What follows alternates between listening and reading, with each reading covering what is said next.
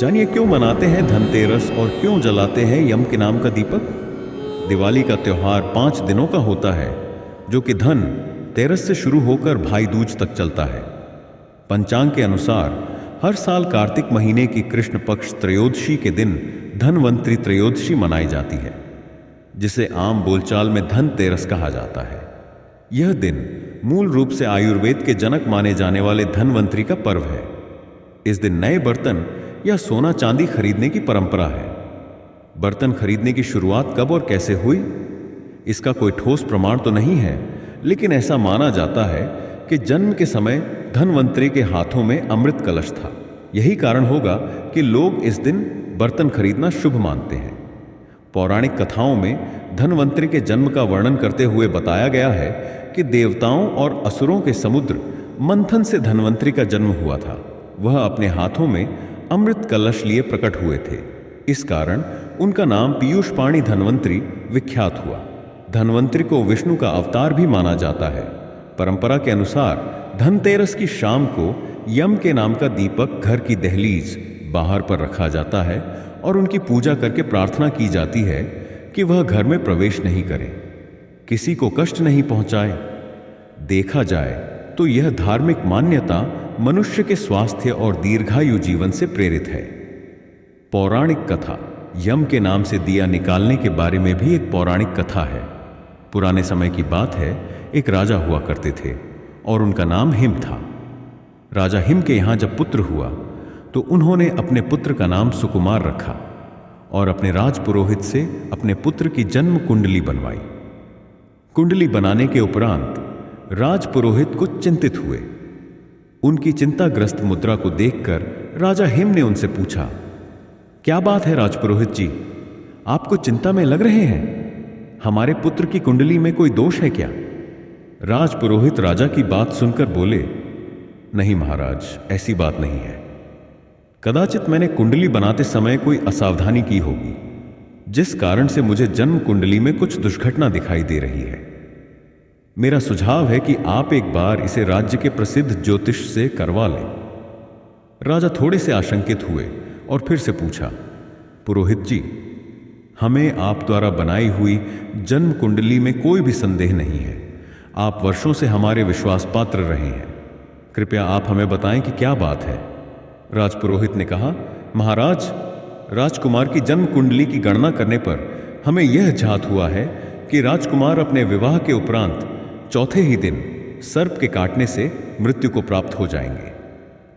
राजा him तिलमिलाते हुए चिल्लाए, राजपुरोहित जी, ये आप क्या कह रहे हैं? अवश्य ही आपकी गणना में कोई त्रुटि हुई है। एक बार पुनः से कुंडली को ध्यानपूर्वक देखें। यदि आप हमारे राजपुरोहित न होते हो, कदाचित आप इस समय मृत्यु शैया पर लेटे होते। राजा हिम के क्रोध को देखकर राजसभा में सभी डर गए।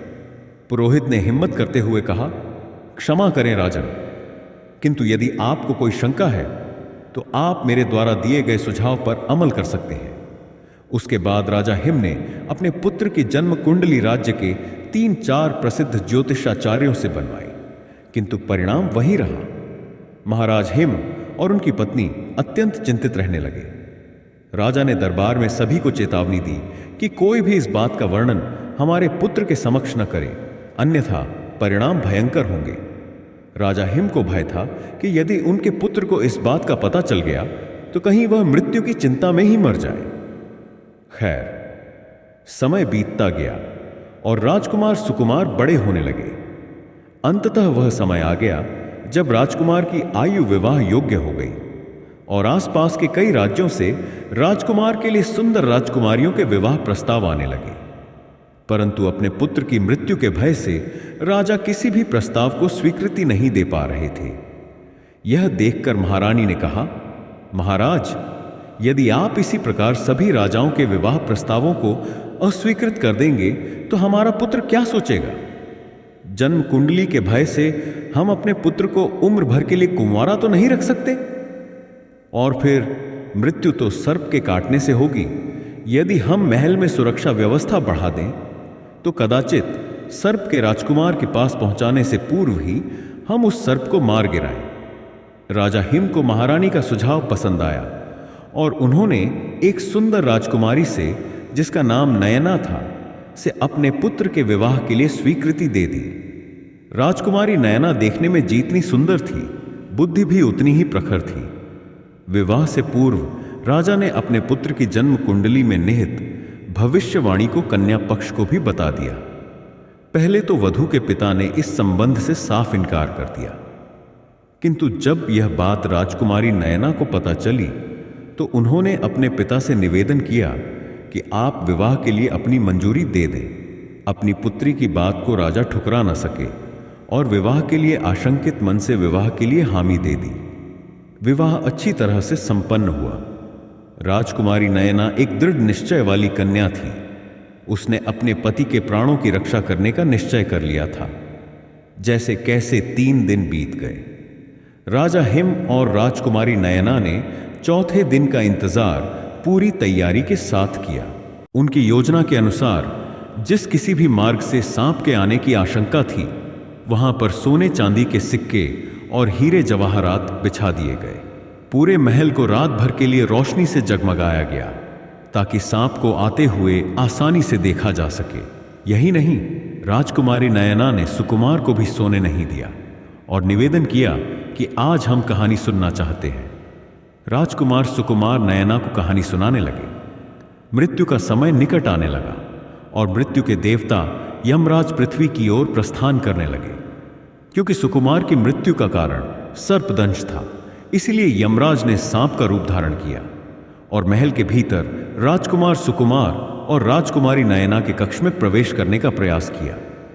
जैसे ही वह सांप के वेश कक्ष में दाखिल हुए तो हीरे जवाहरातों की चमक से उनकी आंखें चौंधियां गईं, जिस वजह से सांप को प्रवेश के लिए कोई अन्य मार्ग खोजना पड़ा। जब वहां से कक्ष में दाखिल होना चाहा तो सोने और चांदी के सिक्कों पर रेंगते हुए सिक्कों का शोर होने लगा, जिससे राजकुमारी नयना चौकस हो गई। अब राजकुमारी नयना ने अपने हाथ में एक तलवार भी पकड़ ली और राजकुमार को कहानी सुनाते रहने को कहा। डसने का मौका न मिलता देख सांप बने यमराज को एक ही स्थान पर कुंडली मरकर बैठना पड़ा, क्योंकि अब यदि वह थोड़ा सा भी हिलते तो सिक्कों की आवाज से नयना को झांत हो जाता कि सर्प कहां है और वह उसे तलवार से मार डालती। राजकुमार सुकुमार ने पहले एक कहानी सुनाई, फिर दूसरी कहानी सुनाई और इस प्रकार सुनाते सुनाते कब सूर्य देव ने पृथ्वी पर दस्तक दे दी पता ही नहीं चला। अर्थात अब सुबह हो चुकी थी, क्योंकि अब मृत्यु का समय जा चुका था। यमदेव राजकुमार सुकुमार के प्राण नहीं हर सकते थे, अतः वे वापस यमलोक चले गए। और इस प्रकार राजकुमारी नयना ने भविष्यवाणी को निष्फल करते हुए अपने पति के प्राणों की रक्षा की। राजकुमार सुकुमार कभी नहीं जान पाए कि उनकी कुंडली का क्या रहस्य था, क्यों उनकी पत्नी ने विवाह के चौथे दिन कहानी सुनने का निवेदन किया और आखिर क्यों कहानी सुनते हुए उन्होंने तलवार थाम ली थी। माना जाता है कि तभी से लोग घर की सुख समृद्धि के लिए धनतेरस के दिन अपने घर के बाहर यम के नाम का दिया निकालते हैं, ताकि यम उनके परिवार को कोई नुकसान नहीं पहुंचाए।